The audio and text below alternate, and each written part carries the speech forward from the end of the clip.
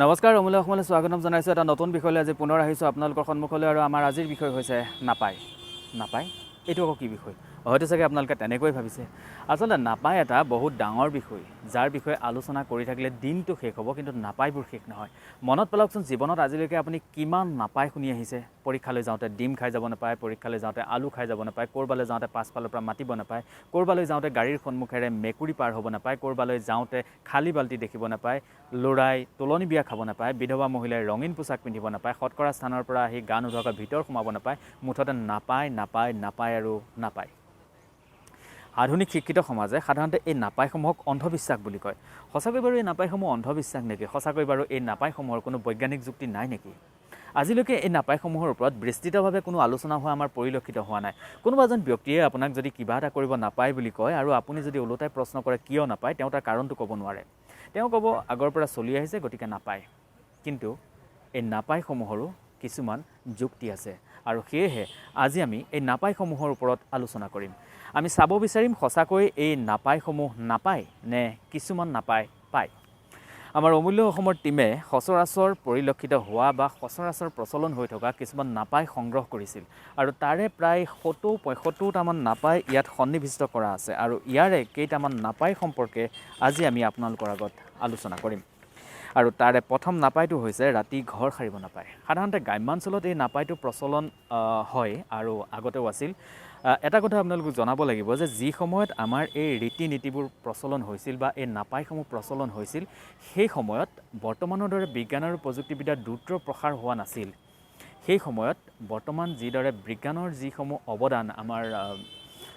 বিজুলী সংযোগৰ ব্যৱস্থাই হওক বা টেলিফোনৰ ব্যৱস্থাই হওক এনেকুৱা সেই সংযোগবোৰ সেই সময়ত গ্ৰাম্যাঞ্চলত স্পৰ্শ কৰাগৈ নাছিল আৰু সেই সময়ত পোহৰৰ একমাত্ৰ উৎস আছিল তেওঁলোকৰ বাবে কেৰাচিন তেলৰ চাকি মিঠাতেলৰ চাকি লেম্প বা নাহৰ গুটি ধিমিক ধামাককৈ জ্বলি থকা এই পোহৰত মজিয়াত যদি আপোনাৰ সোণৰ কাণফুলি এপাত বা সোণৰ আঙুঠি এটা বা কিবা যদি মূল্যৱান বস্তু পৰি থাকে আৰু ৰাতি যদি ঘৰ সাৰে তেনেহ'লে সেইসমূহ জাবৰৰ লগত গৈ পেলাই জাবৰৰ গাত পাবগৈ পাৰে আৰু সেইবাবেই সেই সময়ত এই নিয়মটোৰ প্ৰচলন হৈছিল অৰ্থাৎ বৰ্তমান যদি আপোনালোকৰ ঘৰত পোহৰৰ সুব্যৱস্থা আছে তেনেহ'লে পায় আৰু যদি আপোনালোকৰ ঘৰত সুব্যৱস্থা নাই তেনেহ'লে নাপায়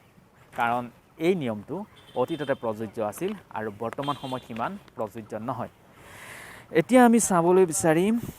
দ্বিতীয়টো নাপায় আৰু দ্বিতীয়টো নাপায় হৈছে বিধৱা মানুহে ৰঙীন কাপোৰ পিন্ধিব নাপায় এইটো এটা অন্ধবিশ্বাস আৰু এই নাপায়টো মানিব নোৱাৰিলেহে ভাল আৰু তৃতীয়টো হৈছে সৎকাৰ কৰি গা নোধোৱাকৈ ঘৰ সোমাব নাপায় এই নাপায়টোৰ কিন্তু বৈজ্ঞানিক যুক্তি আছে সাধাৰণতে মৃত ব্যক্তি এজনক সৎকাৰ কৰা স্থানসমূহ আওহতীয়া হয় অতি আওহতীয়া ঠাইত সাধাৰণতে মৃতদেহ এটা সৎকাৰ কৰা হয় আৰু মৃতদেহ এটা সৎকাৰ কৰা সময়লৈ মৃত্যুৰ পৰা সৎকাৰ কৰা সময়লৈ যথেষ্ট সময়ৰ প্ৰয়োজন হয় বহু সময়ত দেখা যায় যে বহু ক্ষেত্ৰত মৰ্গতো বহু সময় ৰখা যায় আৰু সেয়েহে এই সময়খিনিত সেই মৃতদেহটো কিছুমান আমাৰ শৰীৰৰ বাবে অপকাৰী বীজাণু বা বেক্টেৰিয়াৰে আক্ৰমণ কৰে আৰু মৃতদেহটোৰ আশে পাশে আমি থকাৰ বাবে বা সৎকাৰ কৰা স্থানত আমি থকাৰ বাবে তাৰ পৰা আমাৰ শৰীৰৰ বাবে অপকাৰী কিছুমান বীজাণু আমাৰ গাত লাগি আহিব পাৰে আৰু সেইবাবেই ঘৰলৈ সোমোৱাৰ আগতে গা পা ধুই পৰিষ্কাৰ হৈ ভিতৰলৈ সোমাব লাগে বুলি আমাৰ অসমীয়া সমাজত এটা নিয়ম প্ৰচলন কৰা হৈছিল আৰু এই নিয়মটোৰ বৈজ্ঞানিক যুক্তি আছে মানিব পাৰিলে ভাল আৰু তৃতীয়টো হৈছে ক'ৰবালৈ যাওঁতে পাছফালৰ পৰা মাতিব নাপায় আচলতে আমি যেতিয়া কিবা এটা কামত ওলাই যাওঁ তেতিয়া আমাৰ বিবেকত সেই চিন্তাটো থাকে যে আমি যাম এই কামটো কৰিম এনেকৈ কৰিম এনেকুৱা এটা চিন্তা লৈ পেলাই আমি ওলাই যাওঁ আৰু তেনেকুৱা সময়ত যদি পাছফালৰ পৰা কোনোবা এজনে মাতি দিয়ে তেনেহ'লে আমাৰ চিন্তাধাৰাবোৰ ব্ৰেক হৈ গুচি যায় আৰু আমাৰ মনটো বেয়া লাগিব পাৰে আৰু আমি যিটো উদ্দেশ্যত গৈছোঁ সেই উদ্দেশ্যটোত হয়তো সফল হ'ব নোৱাৰিব পাৰোঁ আমাৰ মনৰ যিটো উৎসাহ হয়তো সেই উৎসাহটো নোহোৱা হৈ যাব পাৰে আৰু সেইবাবেই অসমীয়া সমাজত ক'ৰবালৈ ওলাই যাওঁতে পাছফালৰ পৰা মাতিব নাপায় বুলি এটা ৰীতি প্ৰচলন কৰা হৈছিল আৰু তৃতীয়টো হৈছে গাড়ীৰ আগেৰে মেকুৰী পাৰ হ'ব নাপায় এইটো এটা আমদানিকৃত নাপায় আচলতে প্ৰায় 1700 শতিকাতে এই নাপাইটো প্ৰচলন হৈছিল ফ্ৰান্সত সেই সময়ত যথেষ্ট পৰিমাণৰ মেকুৰী আছিল আৰু মেকুৰীবোৰ ৰাস্তাৰে যেনি তেনি পাৰ হৈছিল আৰু মেকুৰীৰ পাছে পাছে সৰু ল'ৰা ছোৱালীবোৰ আহি বহু ক্ষেত্ৰত দুৰ্ঘটনা সংঘটিত কৰিছিল আৰু তেতিয়া সেই সময়ত ফ্ৰান্সত এই নিয়মটো প্ৰচলন কৰিলে এটা ৰীতি তেওঁলোকে উলিয়াই দিলে যে গাড়ীৰ সন্মুখেৰে মেকুৰী পাৰ হ'ব নাপায়, এইটো এটা অমংগল আৰু সেই বুলি প্ৰচলন কৰাৰ লগে লগে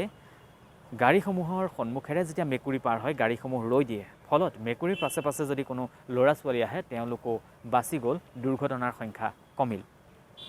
1700 শতিকাত ফ্ৰান্সত প্ৰচলিত এই নাপাইটো বৰ্তমান সময়ত মানি থকাটো এটা অন্ধবিশ্বাস। অৱশ্যে মেকুৰী যদি আহে তেতিয়া অকল মেকুৰীয়ে নহয়, যিকোনো জীৱ জন্তু দেখিলে আমি গাড়ীখন ৰাখিব লাগে। এয়া নিয়ম নহয়, এয়া মানৱীয়তা। আৰু বহুত আছে এনেকুৱা নাপায় আৰু সকলোখিনি নাপায়ৰ বিষয়ে যদি আলোচনা কৰিবলৈ যাওঁ তেনেহ'লে ভিডিঅ'ৰ পৰিসৰ হয়তো বহুত দীঘল হ'ব। সেয়েহে আৰু বেছি আমি এইসমূহৰ বিষয়ে আলোচনা নকৰোঁ। মাত্ৰ এটা কথাই ক'ম যে এই নাপায়সমূহ আমাৰ সমাজত প্ৰচলিত নাপায়সমূহৰ এটা যুক্তি আছিল আৰু যুক্তি আছে।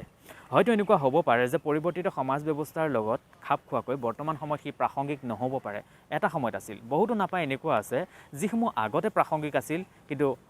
বৰ্তমান সময়ত প্ৰাসংগিক নহয়, গতিকে সেই নিয়মসমূহ আমি মানিব নালাগে। আৰু কিছুমান নিয়ম এনেকুৱা আছিল যিসমূহ আগতেও প্ৰাসংগিক নহয়, এতিয়াও নহয়, সেইসমূহ অন্ধবিশ্বাস, সেইসমূহ আমি একেবাৰেই মানিব নালাগে। কিন্তু কিছুমান নাপায় এনেকুৱা আছে বা কিছুমান ৰীতি এনেকুৱা আছে যিসমূহ অতীততো প্ৰাসংগিক আছিল আৰু বৰ্তমানো প্ৰাসংগিক আছে আৰু সেই নিয়মসমূহ আমি মানিব পাৰিলে ভাল। যুক্তিপূৰ্ণ কিবা এটা মানি চলাটো নিয়ম, যুক্তিহীন কিবা এটা মানি থকাটো অন্ধবিশ্বাস। এই যে আপোনালোকে সুৰা খোৱাৰ সময়ত গিলাচত আঙুলিটো জুবিয়াই এনেকৈ 3বাৰ মাৰে, সেইটো অন্ধবিশ্বাস, তাৰ কোনো যুক্তি নাই। সাপে খুটিলে বেজে ভাল কৰিব পাৰে বুলি ভবাটো অন্ধবিশ্বাস। কোনোবা এজন ব্যক্তিয়ে যদি একেৰাহে 2-3বাৰ বিফল হৈ থাকে কিবা এটা কাৰ্যত, আমি ভাবি লওঁ তেওঁ অমংগলীয়া, তেওঁ যি কামেই কৰিব সেই কামতে অমংগল হ'ব, সেই কামত সফল নহয়, এই বুলি ভবাটো এটা অন্ধবিশ্বাস। ভাবি আচৰিত লাগে যে বৰ্তমানৰ শিক্ষিত লোকসকলে কিন্তু এই কথাটো ভাবি থাকে। কোনোবা এজন ব্যক্তি যদি কিবা কামত সফল নহয় তেনেহ'লে আমি ভাবি লওঁ তেওঁ এজন কুফা বা তেওঁ এজন অমংগলীয়া। এইবোৰো একোটা অন্ধবিশ্বাস। এই ভিডিঅ'টিৰ কমেণ্ট বক্সত আপুনিও লিখকচোন কিবা এটা নাপায়, যদি যুক্তিৰে পাৰে তেনেহ'লে যুক্তিৰে লিখক আৰু যদি যুক্তি বিচাৰি নাপায় তেনেহ'লে কেৱল মাত্ৰ সেই ৰীতি বা নাপায়টো লিখক। জনাজনে যুক্তিৰে লিখিব সেই নাপায়টো পায় নে নাপায়, সেই নাপায়টো আমি মানি চলিব লাগে নে নালাগে। আহক আমি সকলোৱে মিলি এই নাপায়সমূহ ৰিফাইন কৰোঁ, যিসমূহ নাপায় মানি চলিব নালাগে বা যিসমূহ নাপায় অন্ধবিশ্বাস সেইসমূহ আঁতৰাই মানিব লগা নাপায়সমূহ মানো। কাৰণ এটা স্বাস্থ্যসন্মত জীৱন আৰু পৰিকল্পিত সমাজৰ বাবে কিছুমান নাপায়ৰো প্ৰয়োজন আছে।